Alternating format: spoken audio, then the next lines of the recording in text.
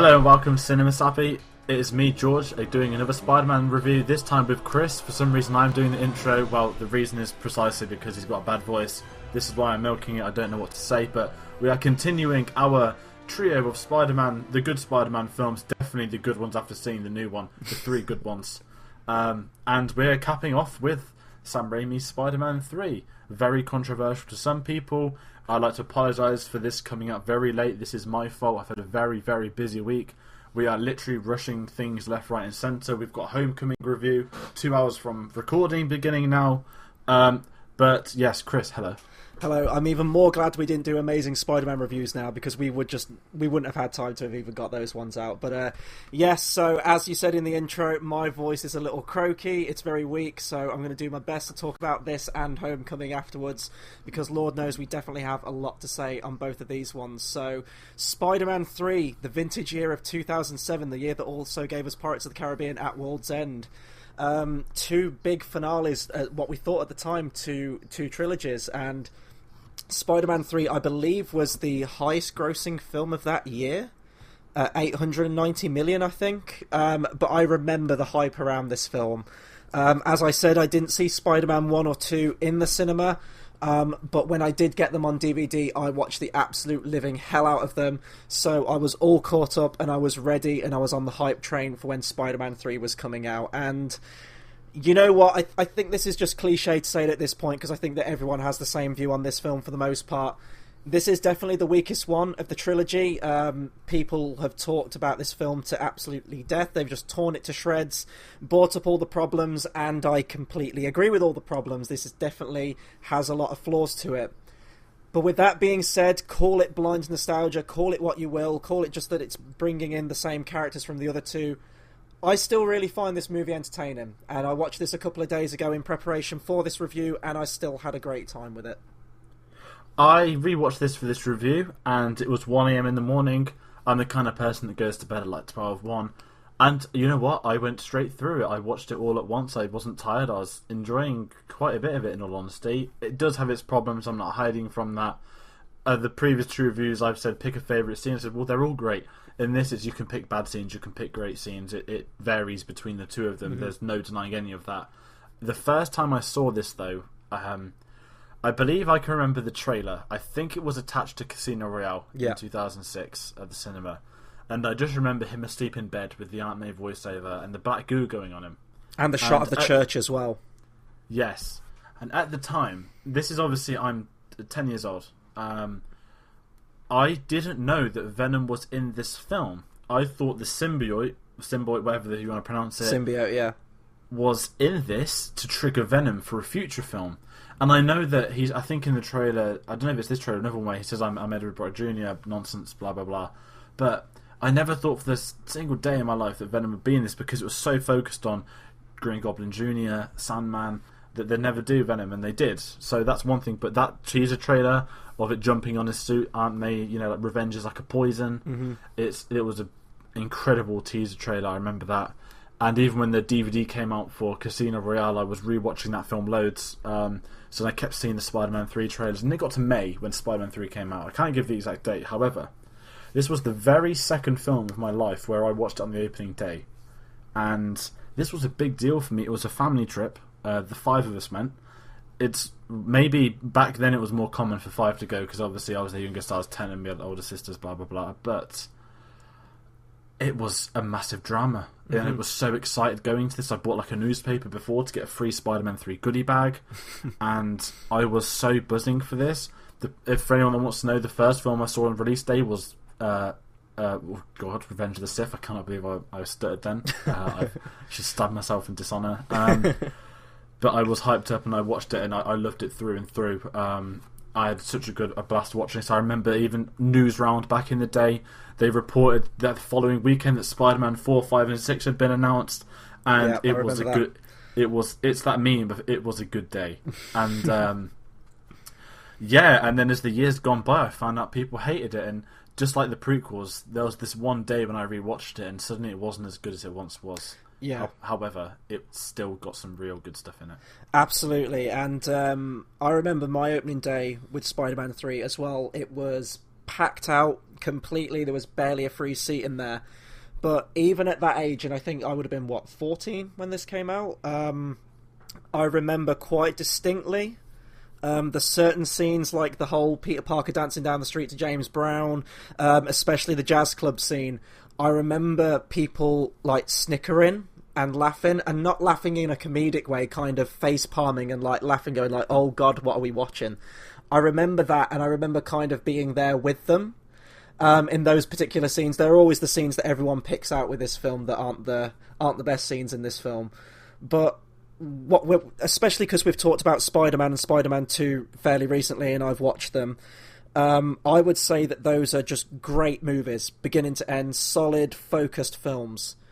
This film is a very unfocused film. It's very shoddy in some bits, but there are some great moments. And I think that's the difference between this one and the previous two Spider-Man films. They were concise, great, to-the-point movies. This one, you could absolutely tell that there were too many cooks in the kitchen when it came to, Sam Raimi's decisions and the decisions of Sony. Yeah, I mean, Sam Raimi, look what he's done, and then again, at the time I didn't know about any of this, but when you were reading about the backstage stuff where Venom was chucked in very last minute, and it does feel like that. Yeah. And I guess this is really where the trigger started with the Sony nonsense, making him a Venom. Obviously, time goes by, and Spider-Man 4 doesn't happen. We get Amazing Spider-Man 1, Amazing Spider-Man 2, like 100 Spider-Man spin-off films announced, then all cancelled. Then he's in the Avengers, then he's back at Sony. Now we've got the Venom universe, or whatever they want to call it, but this really is the warning sign. But I would give Sam Raimi a lot of credit, because you can clearly see what his vision was and what he wanted to do with the film, and you can clearly see the bits that he did not care for at all. And that's mainly the Venom things. I think this we'll get to them later, but the Harry Osborn tying up of a 3-film arc, Sandman, the different villain, the Mary Jane, not necessarily, it's technically a love triangle in this one, but except for Venom, everything is wrapped up perfectly in this, and I personally think that Venom's the biggest issue. This walking in the street scene, that's because he's wearing the black suit. To me, that's Sam Raimi basically saying, "Fuck you, Avi Arad, I'm done." But you know what? That scene isn't the worst Spider-Man scene I've ever seen. I think it's hilarious still to this day. It was bad rewatching it, but it's great for memes. It's kind of reached that point now, isn't it, where you can just laugh it off. It's kind of charming now, and even still, like the first two Spider-Man films definitely did have their cheesy moments, and we've talked about them before. So you could kind of chalk it up to that. But I think that maybe audiences at this point were getting a little bit tired of the formula. Especially because they were doing the black suit Spider-Man, and I mean, I haven't read all the comics, so I might be completely mistaken here, but my takeaway from that storyline is that Peter Parker becomes a lot more violent and aggressive. I don't know if he kills anyone or if he goes that far with it, but it seems like if they were going to go darker with any of these films, it should have been this one, if this was going to be a point where it started taking itself more seriously.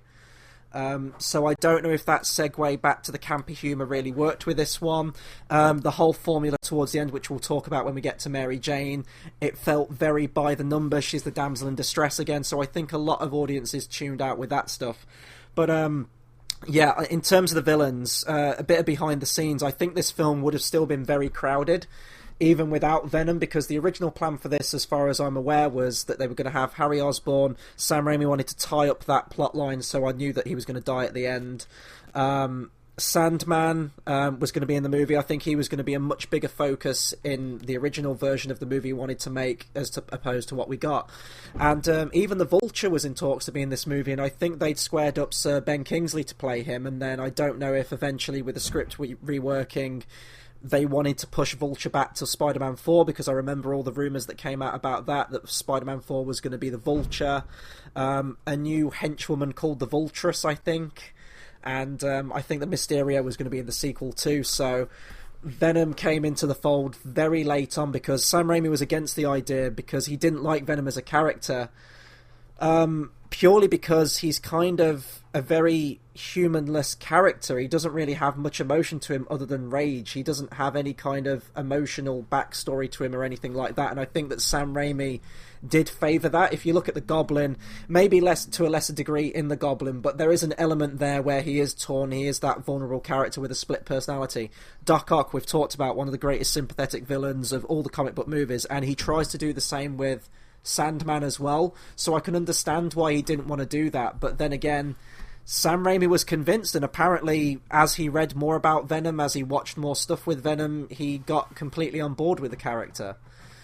And if you're looking at the actual plot of this movie and the themes that Peter Parker's going through in this one, you've got the whole element of forgiveness when you get to the plot twist that Sandman Flint Marko was the one behind Uncle Ben's murder, and the rage that fills Peter Parker there. So if you are going with that plot line, I think that Venom does have a place in this movie, because I like the whole thing of this symbiote taking over, possessing, poisoning someone's mind to become the Venom character, to become the Black Suit Spider-Man. So I think it does have a place in this plot. The problem is, when we do get to Venom, it's in the last 20 minutes of the movie. Yeah, the Venom stuff, I just dislike it. He isn't as cool as Carnage. That's what I've always thought. And I think Sam Raimi, he tried to make him a character, in the sense that he tried to give him a backstory of Eddie Brock Jr. That's the whole Gwen Stacy angle, the photography rivalry angle, the Bugle stuff. I think all of that was to build up Venom, to not necessarily sympathise with him, but understand where it's coming from. And to me, that personally backfires for various reasons, such as casting, performance, whatnot. But it's such a shame it had to go that way, because I thought, with the previous track records of villains, he did something interesting each time. And the Sandman stuff I loved, the Harry Osborn stuff, we knew what was coming, it was inevitable. But Venom, it didn't feel right for this film. I would have loved it if they'd have put Vulture in, then put Venom in 4, Carnage in 6, or do Sinister 6 at the end, whatever they felt like. But I feel the handing of Venom is maybe what killed this franchise, because you had a lot of angry fanboys, and they clearly were desperate to get the Venom character going. And when they rebooted Amazing Spider-Man, I think in the viral marketing, they actually had an article written by Eddie Brock Jr., so they already confirmed he was alive at this point. And obviously now we're in the 3rd iteration of Spider-Man. He's probably not going to appear, but straight up again, they've gone to this Venom reboot. So I feel that if Venom hadn't have been salvaged, then they might have actually kept it going, but I think the fallout was already done and dusted. Yeah, I think this just they needed to remove Venom. You could set him up for the next one. That would have been the best job, I think, because reading a bit about the behind the scenes, but Alvin Sargent, one of the screenplay writers, because they had this sheer amount of storylines that they had to work with, I think the initial concept for this movie was going to be that the script was going to be split into 2 parts, so we'd have Spider-Man either 3-part 1, 3-part 2, or if they were going to split it into a 3 and 4, purely because so much stuff was going on in there. But I think they eventually whittled it down. I don't know if he dropped off the project because he couldn't handle it all. But yeah, so we'll get into the film a bit more now. We go through all the characters again. So we'll kick off with Peter Parker Spider-Man in this one. So we're introduced to him at the beginning of the film through a voiceover, and he's the same Spider-Man that we've always had.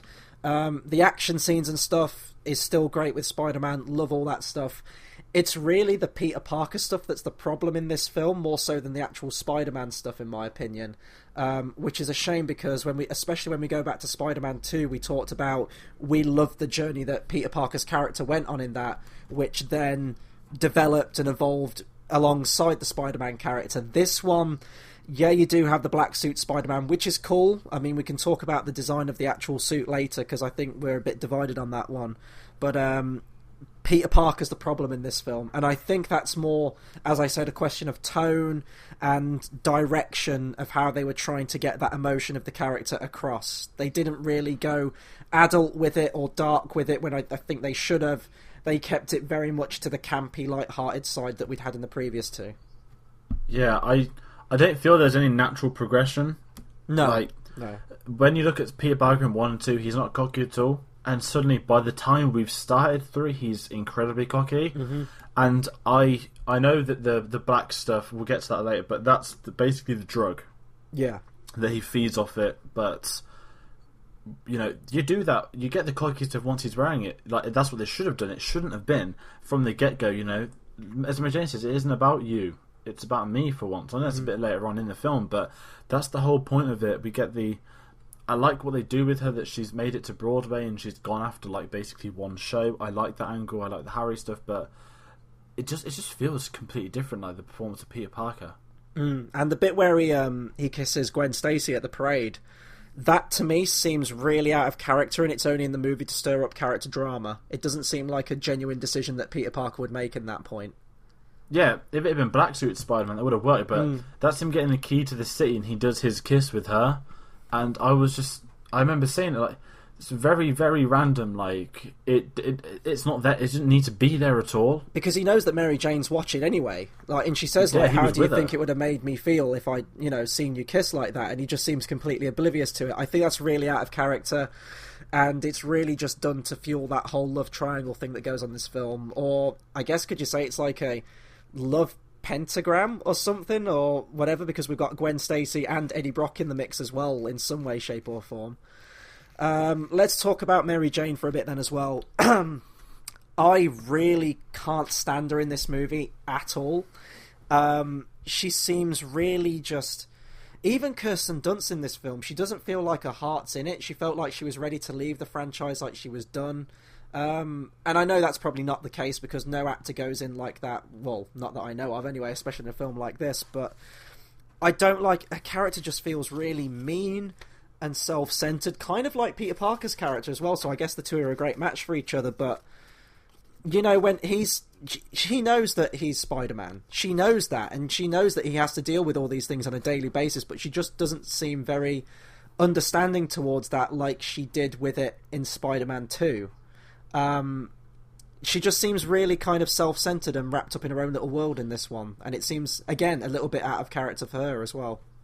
Yeah, it's a weird one with her because she has changed a lot, but I feel at the start it's fine, but then she gets too angry too quickly. Yeah, and yeah. It's some of it's though, like I hate some of the coincidences. Oh, he just kissed Gwen Stacy. Oh, Gwen Stacy suddenly at his meal hour, like stuff like that. I don't like, but I love the bit where she got sacked. I thought, she's in a bad mood. It worked well with the Harry angle, I thought, when we get to that, but some of it, I don't feel that she's that self-centered. I think Peter's so self-centered that it rubs off on her that she's got every right to say that for the first time, it's not always about you. And when he's delivering lines like, when I'm Spider-Man, this happens, and I believe it because I like her more in 3. Wow, do I like her more in 3 than 2? I don't know. I don't like her as the film progresses. That's my issue. Yeah. I like her at the start, and I don't think they deliver off her story arc. Yeah, no, and then when we get to the end, and I want to talk about the end of the film at the end of the review, actually. But there's just this really uneven sense towards the end of this film as to where their relationship's at, and I think that would have been a good jumping off point when we get into Spider-Man 4, which sadly we're never going to get. But we'll talk about that at the end of the review. Let's talk about James Franco as Harry Osborn in this one, because he is without a question of a doubt one of the best characters in this film. In terms of how they deal with his character... The only thing I don't like that they do with him in the film is they do the really cliche amnesia angle where he loses his mind. And I remember being in the cinema for this where, that bit's absolutely brutal, where he gets clotheslined on the web and bounces his head off that, was it like a pipe or something in the street and falls... Pipe, then into the bin as well. Yeah, it's brutal. It happens a lot in this film. There's a lot of fights where he smashes his head. I did notice that, even at the end. Yeah. Even at the end of Venom, he gets thrown into another bloody metal rod. But I love Harry in this. You've waited a film, and well, for some people you've waited 2 films knowing Harry Osborn's always that. But how many years did you wait from that minute where he opened the door when he found out he's going to be a Goblin? That's a 3-year gap between 2 and 3, and then. I completely understand why he's not in Green Goblin gear.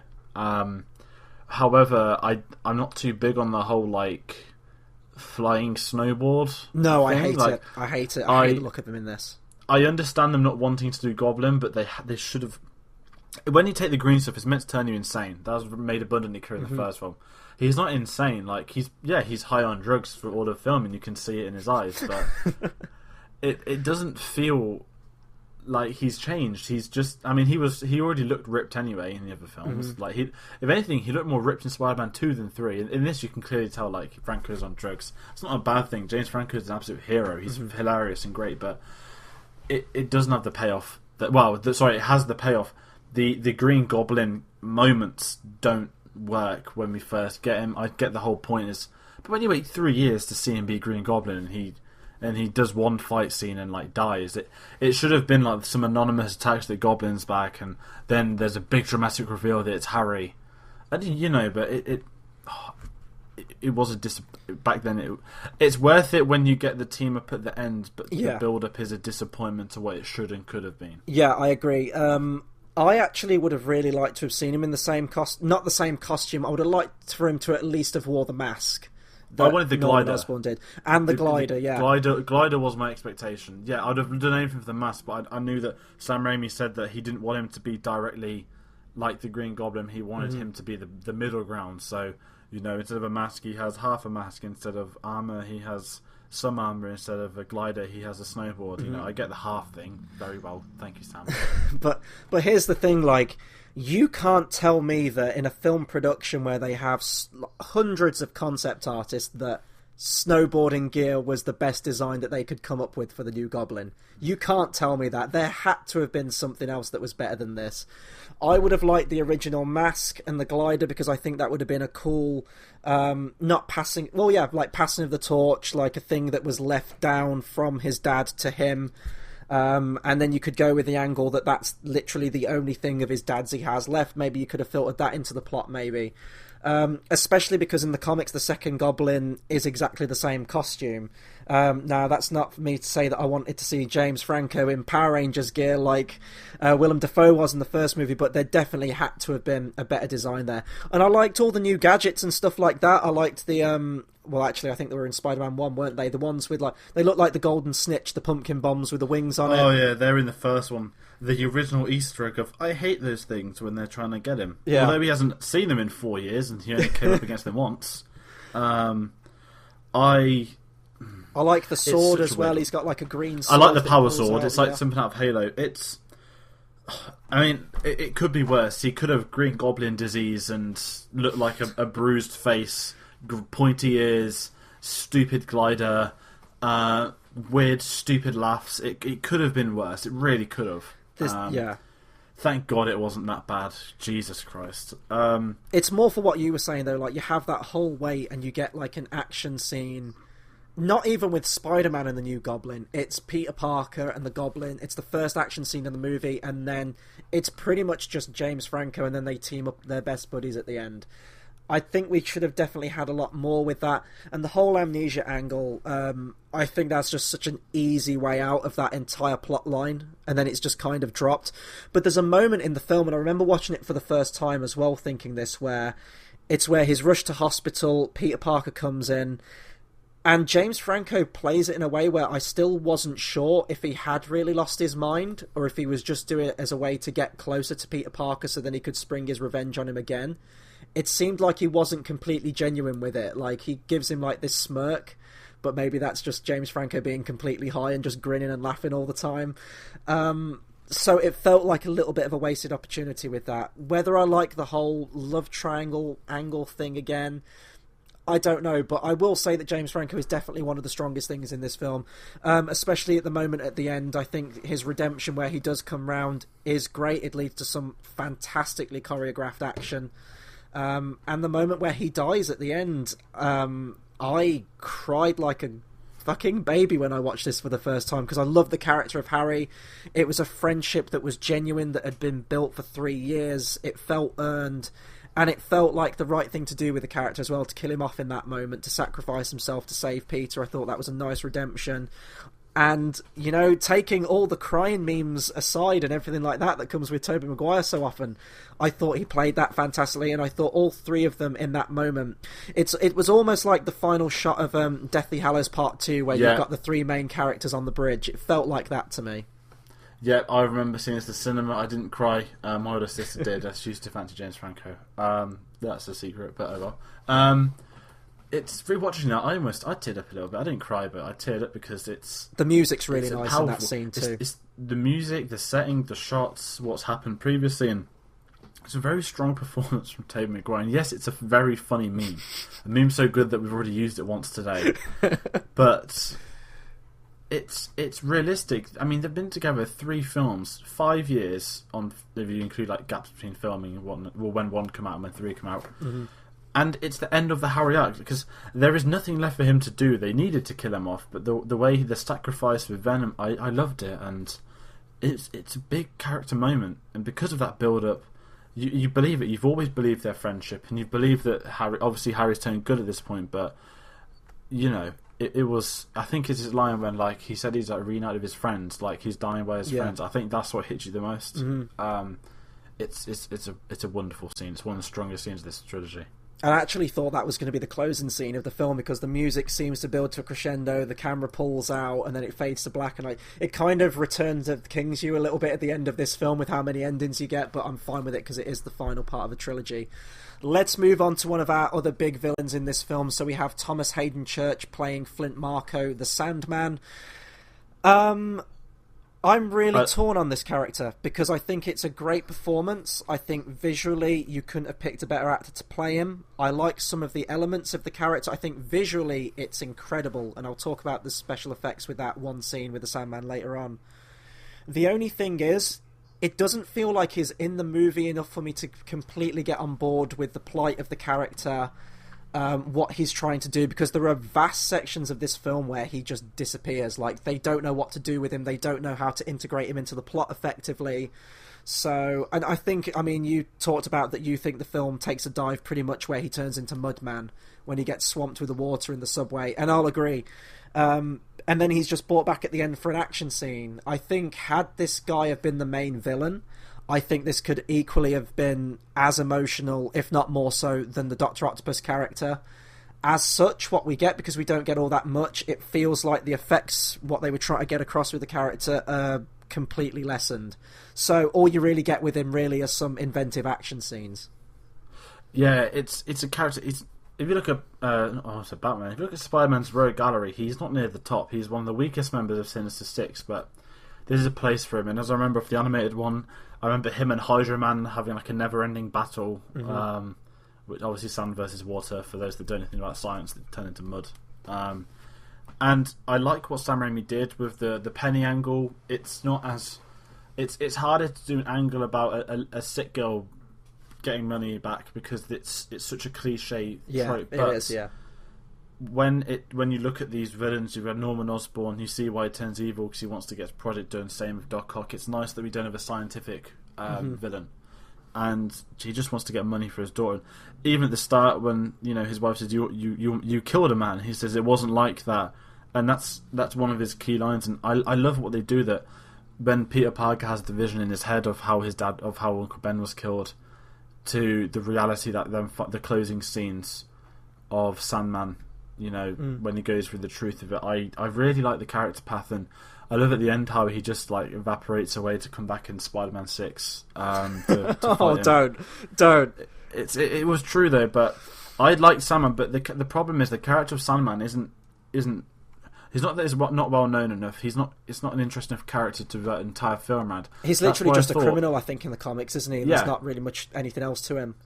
Yeah, like a not even like not a paid criminal. He's better than that, but he's like a scarecrow type. He's a B pushing C-list villain of the character trope, and I feel that with 2 villains, he would have strengthened enough. You would have had Harry and Sandman, that would have worked him having 2 villains. But when they trick Venom and it goes tits up, the fight at the end, like I don't understand why he's like a giant blob of sand. I like it. I still like it, but doesn't he soak up the sand off the floor because they're at like a construction site? Yeah, he soaks up all the sand. I think it's awesome visuals and stuff like that, but it's so odd, and that he doesn't transform again. He just forgets it, and but it's a great fight scene. I love how they did it, but I think one of the worst lines of the film is when he reforms and Venom's swinging and he goes, I think it's like, "Me no likey Spider-Man," and punches Venom in the face, and it just sounds like terrible ADR and like a child, like he's been stung by a bee as he's delivered it or something. It's like end of the line Spider-Man, something like that. Oh, is that what I honestly can't remember, but it was I love the bank robbery scene with him. You know, when he kills them people violently that are driving the truck. Mm-hmm. The Spider-Man coming in with the whole punching thing and stuff like that. And it was awesome to see him in something other than George of the Jungle. Mm-hmm. I always has very fond memories. Oh, of him. He was Lyle, wasn't he? Lyle in George of the Jungle. All we needed was Brendan Fraser as H2A man, and these guys could have had an immortal battle. Oh my! I wish you'd stop pitching Spider-Man movies, because it's the sad truth that we're never going to get any of these movies. I know. What do you think of the whole Uncle Ben angle? You touched on it a little bit there. Do you like that plot twist that Sandman was involved with it and the real killer? I didn't originally, then I grew to it over the years, and I feel that it's one of the strengths, because it's when you realise that the film's about redemption and sinning and stuff like that. So it's cheap. I think it's cheap. So either the whole you clearly weren't doing your job properly if it took you like 5 years to work this out, and I'm with it on when Peter Parker finds out, like it's awful, but I like it because I like the personal connection these villains have to Spider-Man, and for the black suited Spider-Man stuff, having him be the attempted Peter Parker killer, not Peter Parker, Ben Parker, suspect, that makes the interesting black suit twist. But I think it's a very strong scene, and we get 2 amazing flashbacks. Yeah, and it is very emotional when you see when he tells the story at the end of the real one, where he gets tapped on the shoulder and accidentally pulls the trigger in shock. And I really like the Uncle Ben twists. I love that how Spider-Man doubts how he became a Spider-Man because he'd killed the wrong guy and stuff like that. But I thought it was a nice angle to play into it. And I mean, talking about Ben Parker in this film, this was Cliff Robertson's last film as well. He died actually 4 years after the release of Spider-Man 3, which is a shame. So it's kind of a nice farewell to the character in this film. I was kind of like you there. I've come around to the idea of the twist a little bit more now after watching it again, probably because I've watched it for years, so I know it's coming. When I watched it the first time, I was kind of angered by it because I think it does take a lot away when you go back to Spider-Man 1 and that initial setup, that initial origin story. For me, it would be like the equivalent of, I don't know, if we take Batman, for example, Joe Chill. If in Dark Knight Rises it turns out that Joe Chill wasn't the guy who killed the Waynes, it was actually, I don't know, the Joker, or someone like that came rushing through. They did that in Batman 89. They did. I've kind of merged 2 Batman films there. But you know what I mean? Because you've followed that origin story and that's cemented and it hasn't come back to it, that's in the past now, and then it resurrects it and changes the angle a bit, I do think it diminishes the effects of that origin story with the killer in the first film. Yeah, it does. But I think with the killer, they're lucky they never showed him kill Ben. I think that's the nice way of putting it. Where you hear, he lets him out the I think the elevator stuff is strong enough still for that film to carry the momentum of what happens next. And then you get the drive, and I've grown to I understand where people come from, but I think if you're gonna make a film, it's so much better to personalise the villains to the characters, not necessarily the way that Homecoming's done it, or how some films tend to do it, like Amazing Spider-Man 2, where Electro is like a fanboy. He's basically, as on his trailer said, he's a Tumblr person that likes Spider-Man. And whereas in this, it doesn't have to be Peter's father figure, Peter's scientific figure. It's the guy that's responsible for the death of Uncle Ben. Yeah, that's as personal as it gets. And for the whole point of this story is about redemption in this film. And that's the best way of possibly doing it. Mm-hmm. Now we get on to our final villain of the movie. Finally, thank God. Topher Grace as Edward Brock Jr. or Venom. We've spoken about it already. This is where the film takes a dive. Now, I haven't seen Topher Grace in his previous TV work. What is it? That 70s show, is it called? Is that what it's... Yeah. There's, that's... Yeah. I was going to say, I haven't seen that, so I have literally only seen him in this film. I don't think the guy's a bad actor. I think it was just completely the wrong casting choice for Eddie Brock. First and foremost, Eddie Brock shouldn't have been in this movie. I think in the original draft for the script, he was going to get name dropped, kind of like how he did in Spider-Man 1. I think he should have been set up for the 4th one. I don't like his performance, and especially when he is Venom, they keep doing that shit that pisses me off, where the face keeps peeling back. You've got this great visual look of Venom, And they don't want to show it. They keep want to pulling that face back and just seeing Topher Grace with like these vampire fangs in with this dumb costume on. And it just doesn't have any kind of impact at all. And even that, the whole revenge thing, he goes from 0 to 11 quick. Like, he's... Peter Parker shows him up for the sham that he is at work. There was a scene that was deleted in the film, I believe, where Gwen Stacy dumps Eddie Brock, and then he's just like, oh yeah, I want to kill Peter Parker now. Like, it's really quick and it doesn't feel earned. It feels rushed like a lot of stuff in this movie. That being said, the actual look of Venom I think looks great. I like how they, with the symbiote and stuff like that, they made the costume look like a web, which also goes well with the black suit when it latches onto Spider-Man. So I like the look of Venom. It's just the whole thing with like the sound as well. I don't think that's in the comic book. There's just so many things that just don't amount to anything in this film, and Venom, had he been removed from this film, I definitely think it would have strengthened it. And even though we do get him in the film, I don't like completely how they handled him, more so down to the Eddie Brock character than the actual Venom depiction. Yeah, it's the worst part of the film, no questions asked. It's the easy target to go to, I know everyone does, and as someone that doesn't actually like the character Venom too much, it doesn't take a genius to work out like what Venom is. Mm-hmm. It's Brock Lesnar in a black Spider-Man suit. That's basically the comic book description. If they don't know who Brock Lesnar is, Google them. He will break your neck. It is. I love that 70s show, and ironically, I saw it after I saw Spider-Man. So it took me a couple of years to go, hey, that's Mila Kunis, that's oh god, I forgot his name. That's Topher Grace. There's this guy. If you watch, everyone's never seen that same show. It's a very funny show, especially in the earlier seasons. And then when I look back and think, well, how the hell did this kid end up as Venom? Like, if you think he's a dweebling in Spider-Man, then God, you need to Google what he like in that 7th show. He's like the sad geeky kid that's like Star Wars. His dad just takes the piss out of him 24/7, and he's Venom. And I can't comprehend it to the day that casting ever happened. I have a feeling that I've got this suspicion that Sam Raimi probably wanted Eddie Brock, but didn't want to do Venom. He just wanted the clash at the Daily Bugle, because that is the Bugle storyline for this film. And I bet they probably said, well, you can have Eddie Brock then, there you go. But it just didn't work. I mean, whether or not they want to be a photographer, you get that nonsense monologue about photography isn't climbing flagpoles. And I was just there like, shut up, like... Just get off my screen. I don't like it. I love the sleazebag stuff where he's photoshopping images.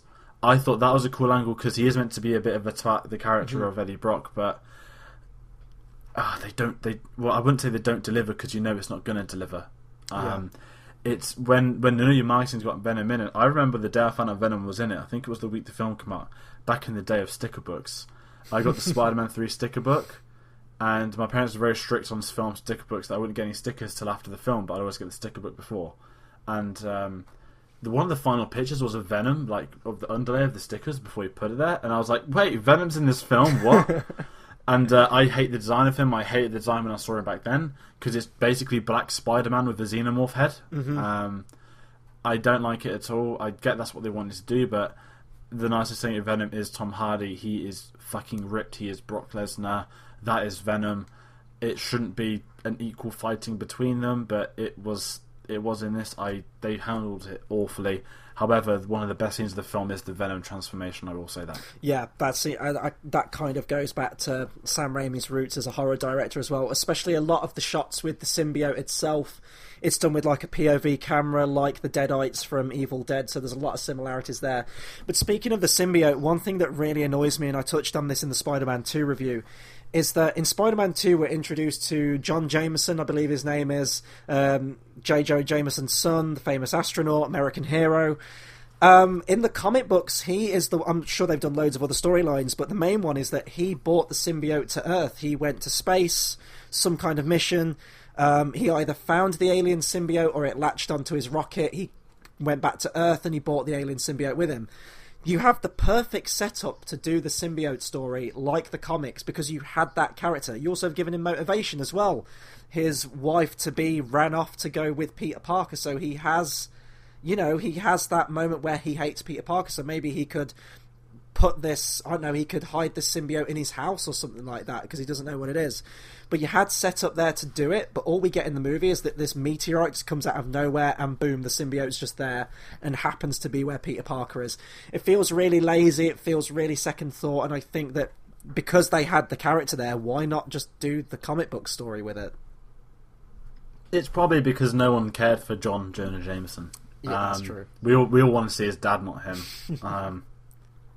Yeah, there's so many ways that Venom. I mean, when I was watching this, I was googling there's so many origins of the symbiote and how it came to Earth, and it is cheap. Just meteor crash lands. Peter Parker's.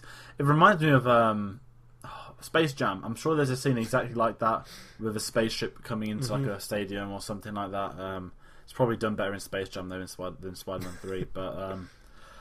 Yeah, it was cheap, and it's like I said, it was the shock of not knowing it was in it. I mean, the symbol was marketed amazing with the bed scenes, but yeah, there's no to it. I would have loved it. I mean, I don't know the full origin of the symbol, but if it had wanted to try and find one of the most powerful people in the area, or something interesting like that, but no, it just jumped onto his motorbike. It could have easily been Mary Jane for all we know. She could have been a black-dressed Broadway actress shouting at all of her directors. But yeah, it was a major disappointment with it. And speaking of major disappointment, that brings us on to Bryce Dallas Howard as Gwen Stacy.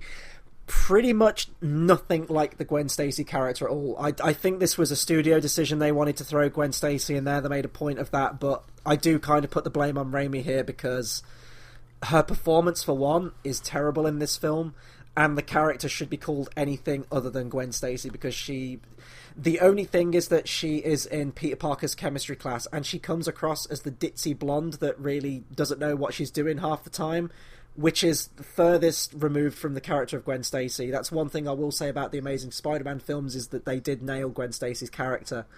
I mean, we're introduced to her in this film, and she's like in this really weird scene where she's like part of this really seedy photo shoot in a skyscraper. Is that some like weird, like not porn, but like porn director? Like, it's always like, yeah, Gwen, look at that printer. Like, it's I don't know. It's creepy, man. Rewatching that, it's not creepy. It's just stupid.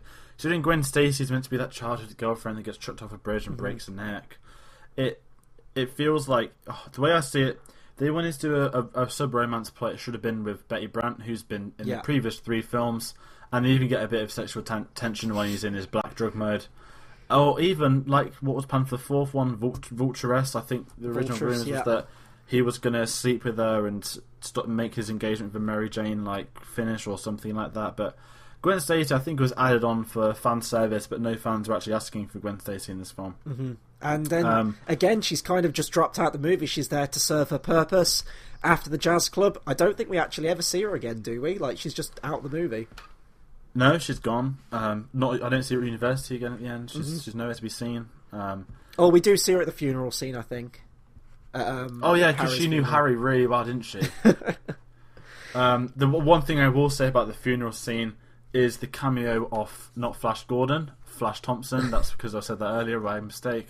That's a really nice little tying together with the Spider-Man 1 film, and obviously now he's Deathstroke, and we now have the abominant that is Flash from Spider-Man Homecoming. We will talk about that later. Yeah. I cannot gather my thoughts in a nice way. This is Spider-Man 3, the better film. Don't worry, we will get onto that later. We got a few other side characters to talk about really quickly. So Dr. Kurt Connors comes back in this one, and takes a real kind of fascination into the symbiote. So this is speculation again, had they have progressed to the lizard eventually. He said, he has a line in the film when I rewatched it again, says that it amplifies the characteristics of its host. So I'm wondering if he tested it on lizards with the whole, and then he took the regeneration part out of their DNA. We would have had lizards tied in with the alien symbiote that way, because as far as I'm concerned, he still keeps that little fragment of the symbiote in his lab. So I definitely think that would have come back again. That would have been a nice tie-in. Who else? We also have Aunt May back again, who's always there for her motivational speeches at every given moment, and she has like this whole... A lot of people make fun of this scene, the whole proposal scene between her and Uncle Ben, But watching it again, yeah, it might go on a little bit too long and it's a little bit too on the nose, especially when she kind of cycles back to, it would have been so many years had he still been alive, and kind of glares at Peter Parker like, do you really need to bring that up again, Aunt May?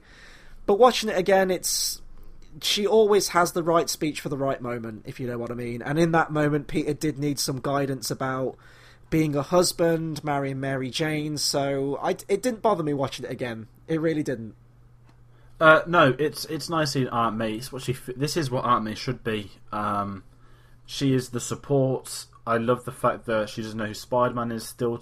Well, there's conspiracy theories that she knew who he was in Spider-Man 2, but I personally don't think she ever did. And with Aunt May, I love the scenes in the police station when it's all about forgiveness. You know, she finds out that her husband had a completely different killer, and you know, obviously Peter Parker says Spider-Man killed him, and she's there like, but Spider-Man doesn't kill people. I love Aunt May's scenes in this. She has strong monologues, and they are some of the best written moments of this trilogy, not just this single film. Mm-hmm. And she is the believable support of Peter Parker, the old, I guess you could say the old wise man sort of stereotype, but obviously Aunt May. Yeah, no, completely agree. And what other characters we have to talk about? There's Captain Stacy as well, played by James Cromwell. He's a fantastic actor, wasted in this movie, pretty much does nothing. Returning characters again, right, we're getting onto the more comedic ones now. So we have Mr. Dickovich back and Ursula. Ursula, again, is like just so endearing in this movie. I love her character. I know she was a fictional creation for these films, but she really likes Peter Parker. She wants him to get back with Mary Jane, and she has like these really cute mannerisms. Like when Mary Jane calls up, she says something like, "Oh, I put the phone on the thing," and she gets really kind of giggly around him.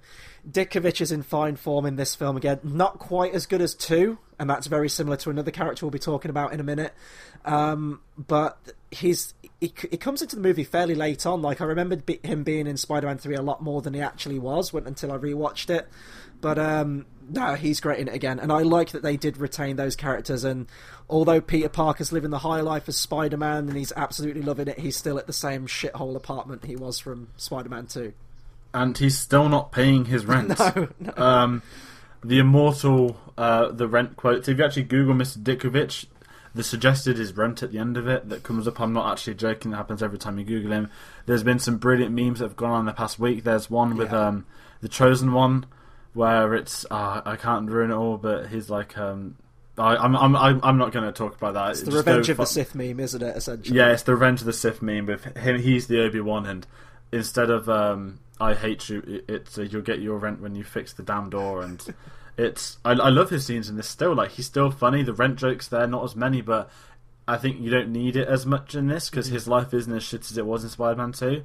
So we didn't need the re-emergence, but it was great to have him back and have the rent moments. And he's a fun character. You can see him coming around in this one more than the second one as well. The second one, he was kind of the comic relief, but he was definitely that douchey landlord character. In this one, he still has that, but like when Peter slams the door, he does say like, you know, he's a good kid, he must be in some kind of trouble. He does take more of a liking towards him in this one. And the bit where Peter Parker apologises to him as well, that's really kind of a nice moment. Bruce Campbell, oh my god, the best Bruce Campbell cameo out of all of these films. He plays the maitre d' at the what is it, restaurant Constellation, I think it's called. Puts on a fake French accent, and he's just amazing in this. And it would have been great as well if we'd have got Spider-Man 4. He becomes Quentin Beck. Quentin Beck, I think his name is, Mysterio. That would have been great setup, but he's just a blast in this film, especially in that one scene. He absolutely just dominates that entire scene that he's in. Yeah, it's a brilliant scene. It's still funny to this day. It's not cringe, it's humour done properly. And I guess it's timeless because it does paint the overall script of it is, you know, he's going to play the song for Mary Jane after he's proposed, and she said yes. And it's comedy gold that she's been sacked from her job. She hasn't told Peter the song that's going to get played is her song from the concert she just got sacked for, and she leaves the room crying with it playing in the background. But he's got it's the timing is what makes the comedy great, and he does it on more than one occasion. It's not the same joke repeated twice. It's done in different ways, and the way they settle it's a great cameo, and it makes me more depressing about Spider-Man 4. It would have been, you know, some Marvelite, I think that's what I can call them, like they're claiming Homecoming had a cameo that Spider-Man was in Iron Man 2, it would be like saying, well, Mysterio was intentionally going to be in Spider-Man 1, 2, and 3. No, it's a cameo that became a cool running joke that actually became a fucking awesome plot point. I would have loved to have seen him as Mysterio, kind of following Peter's footsteps over the previous films. Unfortunately, it wasn't to be. It's just all this potential. We'll get onto that at the end of our review. And speaking of coming to the end of our review, although we're not quite there yet, we do have to say goodbye to talking about one of our favourite characters in cinema history. The final character we need to talk about is J.K. Simmons as J. Jonah Jameson. It's been a fun ride. We've left his character till last every single time because he has been the best. And although he's great in this one, we have to kind of end it on a bit of a downer because he's not as good in this film. Because to me, it felt like they lost a lot of the improvisation comedy with J.K. Simmons, and it felt very scripted, and it did feel forced in this one more so than the other two. That's not to say it's bad. I still laugh at the bit with the whole pills. He's trying to maintain his stress, or decrease his stress, sorry. And the scene at the end as well with the whole buying the camera off the girl, that's funny too. He's not in this film as much as I remembered. They're really the only two major scenes I can think of with him. He's still great. He's J.K. Simmons. He's always going to be great, but it's a shame because I think that they hit the peak too high with Spider-Man 2, that whatever you did with him in Spider-Man 3, I don't think it could have quite achieved the heights of that one. Spider-Man 4 would have been amazing. They revealed what his character arc would have been, which makes me, again, I keep saying I get more depressed because every time I read something that would have happened, it mishappens me more.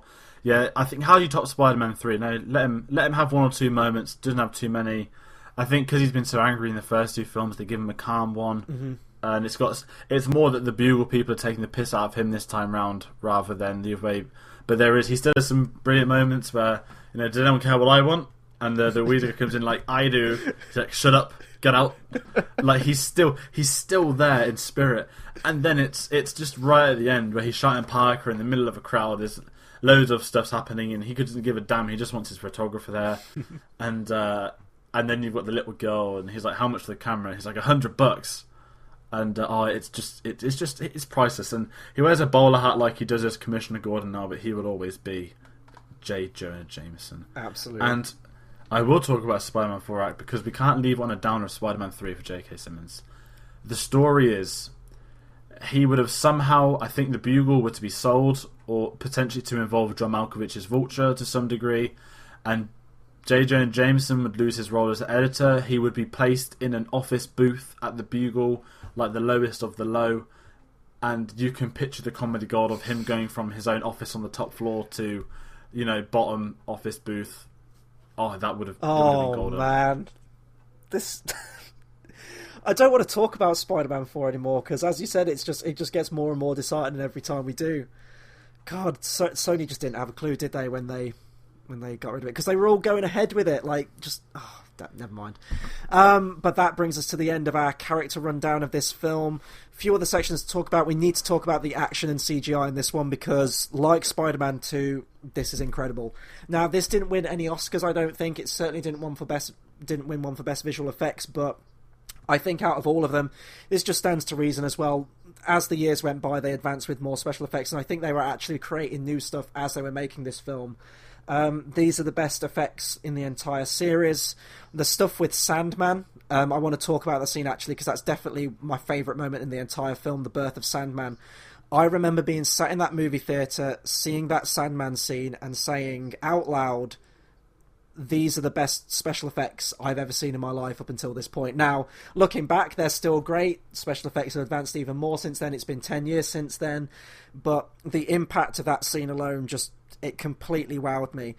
And the other times that we've said that the special effects on people close up to the camera, they look very plasticky, I think they kind of got it right with this one. Watching it again, the blend between live action and CGI, you can absolutely still tell it's CGI, but the blend is so much better now that you do have to kind of do a double take and question which bits are actually real and which bits aren't. Yeah, it's stunning, and with the Sandman, he's a character that gives them something new for CGI as a whole. You look at characters like Davy Jones, what was new with him, and there's always characters over time, Gollum, Binks, all of them. But Sandman it's like Transformers to a degree, that it's something new, and it's not that he's not evaporating over scenes, but he's getting his head smushed against a train, but he's made out of sand, so half his head's got to crumble, and you've got to show he's made out of sand still. There's some truly brilliant stuff, especially when he's shaping his hands into, like, you know, giant like hands, punches, stuff like that. It's awesomely done, but that's short. I mean, you've always described it best. The scene where he becomes Sandman, as such, you could say, the origin, the beautiful score. It's truly one of the most stunning CGI things I've ever seen. Yeah, and I love the X-Men kind of. I know it's not intentional, but you know the X-Men films, they go into like blood cells. The DNA sequence. Yeah, I thought that too. Watching it again, we get one of these, which I'd actually love that they all turn into sand and stuff. Yeah, no, I've always described it as like a little mini short film. That scene, Birth of the Sandman, the music, which we may as well talk about now, actually. So, Danny Elfman didn't have a great time with Sam Raimi on the scoring of Spider-Man 2. We talked about that last time. So in comes Christopher Young, and I think you said that Danny Elfman did come on as a producer towards the end of the score, I think, and help write some of the themes. But this is definitely Christopher Young's score. What I love about this score is that it takes all the themes that Danny Elfman had written, it retains them, but it blows them up. If they're an emotional score already, he makes it more emotional. If it's an action one, he ramps up the action even more. And he also gives us a bunch of new themes too. He gives us the Sandman theme, which is great. He gives us the Venom theme. Both very memorable in their own right. They feel in keeping with Danny Elfman's style. This is, without a question of a doubt, the best Spider-Man score we've ever had. And I know that Danny Elfman laid the groundwork for that. And actually, I think that Christopher Young did... The initial score he didn't use as many of the original themes that Elfman did. He'd created a new theme for Mary Jane, a new love theme. But I think that Sam Raimi said, no, look, we need to use some of these original ones. I can't even imagine what this film would have been like had Christopher Young came on and just did a completely original score. Can you imagine that intro with the Columbia logo with a different song? It would have had none of the impact. The fact that he did keep all those themes, worked them in well, introduced new ones, it's everything that you want, and that's something that we don't get with superhero films now. The scenes where, towards the end of the film, when Peter Parker becomes the good Spider-Man again, and it's a very patriotic shot, but the part where he runs past the American flag, swings over the people, and that main theme kicks in. You know, I still get chills now watching it. That's what you want from a superhero film. That's what you want from a superhero score. And Christopher Young delivers it. Yeah, it's a phenomenal score. Since I've been rewatching these, I've no joke had a lot of these songs on loop recently. The Spider-Man 3 one, I love the Black Spider-Man suit theme. I love the Sandman theme. Obviously, the other films are great, but to come in and replace Danny Elfman, who I've said before, he's not one of my favourite composers at all, but the Spider-Man scores are so iconic, the casual person wouldn't think he's left. It feels right in the world. It's not got a new score, and it's completely ragged on itself, like the Amazing Spider-Man films. The first one has a terrible... Is it James Newton Shaw? It's Howard Shaw that did, I think, the first Amazing Spider-Man film one, maybe.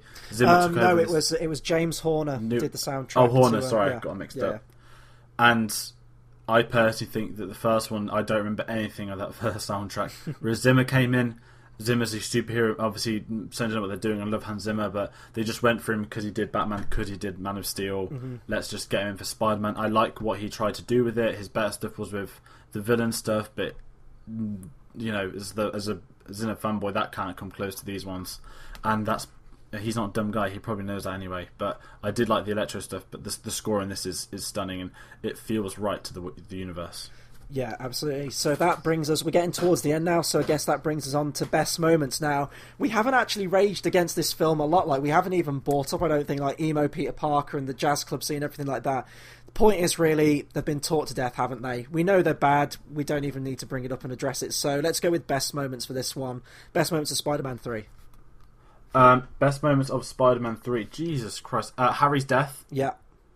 That's probably the moment for me. Birth of Sandman. That's my favourite. Oh, you've put me on the spot, man.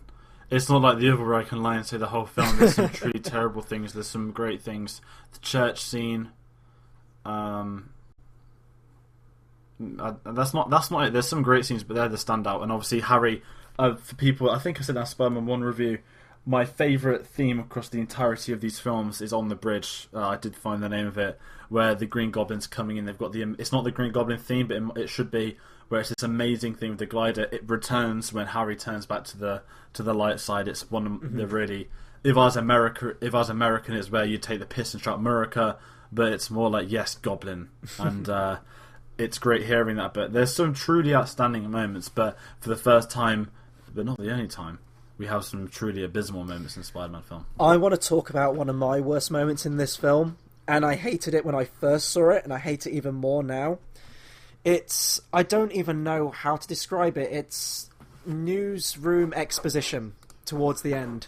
You have that the British news reporter. She is fucking awful in this movie. She spells out everything we already know. She's like, oh, what is it? Spider-Man's getting beat. The brutality of it. I don't know how much more he can take. And she just spells everything out, and she's not a good actress. It cuts to that guy in the newsroom as well. It just felt it felt like reshoots, in all honesty. It felt like they were really rushed. They didn't know how to bring in this action scene, how to even get into it. So Sam Raimi was just like, look, we've got a week to shoot this thing, just like do some newsroom stuff and I'll cut in some footage that I've already got.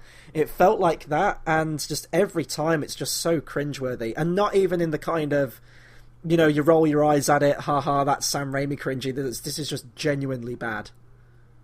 Oh yeah, when it's bad in this film. It's there's some so bad it's funny moments, but when it's bad, it's truly terrible. Mm-hmm. I can't think of any other really abysmal scenes. We've talked about the jazz club. You know what? Like the emo Peter Parker stuff, yeah, but I didn't really have as much of a problem with it watching it again. There's not really... It's more like little bits that add up throughout the movie, really, for me, with this one. So I guess that brings us on to overall thoughts, then, with Spider-Man 3. It is not as good as Spider-Man 1 or 2. It isn't necessarily the great ending to the trilogy. However, it was not intended to finish the trilogy. It was not there to end the Spider-Man series. It was merely the third stopping point of what would become 6, what should have become 6, what never became 6 because fuck you, Sony. Mm-hmm. It's got its problems, but it's got some high points, and if anyone's watched any of our reviews, not just Spider-Man, everyone knows that I go and watch a film to be entertained. I try and find the best out of bad situations. Some people don't like when I don't like some films. Some people hate it when I love films. But unfortunately, you know, this isn't as bad as everyone says. The one thing I will say, and I think I've said this many times off air, I'll make the point of it now. The problem with Spider-Man 3 is its memory with the film. Back in 2007, there used to be one comic book film a year, two if you were on drugs and insanely lucky. Whereas now, there's 3 Marvel films a year, there's 2 DC films a year, there's an X-Men film a year, there's like 9 comic book films come out a year now. If there's a shit one, you've forgotten about it within 3 months because you're looking on the next one already. If there's a shit Marvel Cinematic Universe film, it doesn't matter because the next one might be good, or they might fix him in the Avengers, or they might fix him in Infinity War. DC, oh, he was shit in this one, but don't worry, he's going to appear in that one, and then he'll be in Justice League to save the day. And Spider-Man 3 is about one hero. You don't get... It's like Star Wars. You don't get another go. You get one a year, if that. And Star Wars is the wrong comparison, sorry, but it's... if it had come out in a year with 6 other comic book films, it would want to be one of the better ones. It's just the expectations going into it, the handling of Venom, and the fact that at this point it was the biggest comic book franchise to date, no questions asked. But if it, I do really enjoy this film. It's got its flaws, no doubt about that. But this one, that they got too much hate too quickly, and going back looking at future Spider-Man films, the grass isn't always greener when you do a reboot. And third time round, they still hasn't fixed it. Yeah, I completely agree. You pretty much just summed up everything regarding my thoughts on this film. Superheroes around this time, superhero films felt big. They felt earned. They felt like an event. They were a moment to look forward to. And that's what I had with Spider-Man 3, and that's what I got with Spider-Man 3. I did promise I would come back to this scene at the end before we get into sort of like the fallout of Spider-Man 4 and the future of the franchise. The very final scene of this movie is very interesting in hindsight that we never got any more of these films. Now, usually these films end with some kind of swing away, the awesome one at the end of Spider-Man 1, the kind of bittersweet one at the end of Spider-Man 2 with the close-up of Mary Jane's face at the end before the credits. This one doesn't have one. It ends on a very dour, downbeat note and a note of uncertainty. It cuts back to the jazz club at the end. Mary Jane singing on stage. Peter Parker walks in. She stops singing, and without a word, she comes down from the stage. They hold hands and they just dance together. And I remember kind of not liking that shot when I first saw it, but it's very interesting now, 10 years on, how kind of poignant this scene is.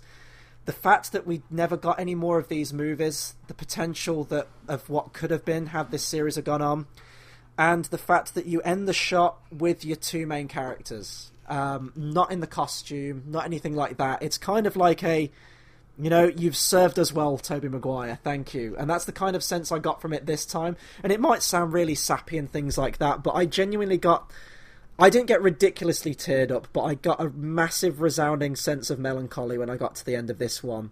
Knowing that, yeah, we've got Homecoming out now. Yes, Spider-Man's kind of back with Marvel, and they're tying all these things in with Avengers, and it's larger than life now and everything like that, but the simplicity of that moment and what the Sam Raimi Spider-Man trilogy did for me as a kid, and the fact that I never got more of these films really kind of hit home watching Spider-Man 3 again, because it had been years. And although I would have loved a swing away at the end, I don't think I could think of a more perfect end shot to finish it on. No, it was a great shot to finish it. And unfortunately, it's the last time we did get the ending of this. Yeah. But don't worry, folks. He's 10 years old now.